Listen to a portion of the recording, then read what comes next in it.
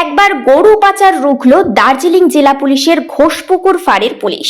মঙ্গলবার গোপন সূত্রে খবরের ভিত্তিতে শিলিগুড়ি মহকুমা পরিষদের অন্তর্গত ফাঁসিদেওয়া ব্লকের গান্ধী মোড় এলাকায় অভিযান চালায় ঘোষপুকুর ফাঁড়ির পুলিশ। এরপর সেখানে একটি পিকআপ ভ্যান আটক করে এবং তল্লাশি চালাতেই উদ্ধার হয় গরু। এই ঘটনায় পিকআপ ভ্যানে থাকা দুজনের কাছে গরুর বৈধ কাগজপত্র দেখাতে বলা হয়। তারা কেউই কোনো বৈধ কাগজপত্র দেখাতে পারেনি। এরপরেই এই ঘটনায় দুজনকে গ্রেপ্তার করে থানায় নিয়ে যায় পুলিশ। ইতিমধ্যেই পিকআপ ভ্যানটি বাজেয়াপ্ত করা হয়েছে।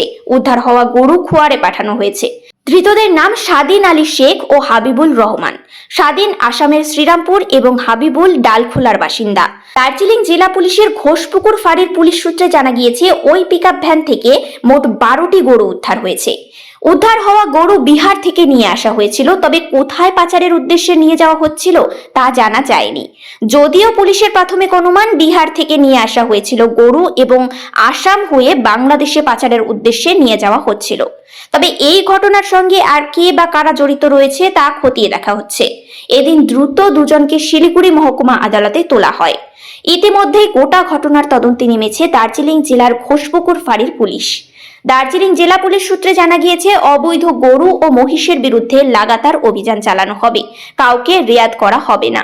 উল্লেখ্য, বিগত কয়েক মাসে একাধিক সাফল্য পেয়েছে দার্জিলিং জেলা পুলিশের ঘোষপুকুর ফাঁড়ি ও ফাঁসিদেওয়া থানার পুলিশ। একাধিক গরু এবং মহিষ পাচারকারীরা গ্রেপ্তার হয়েছে।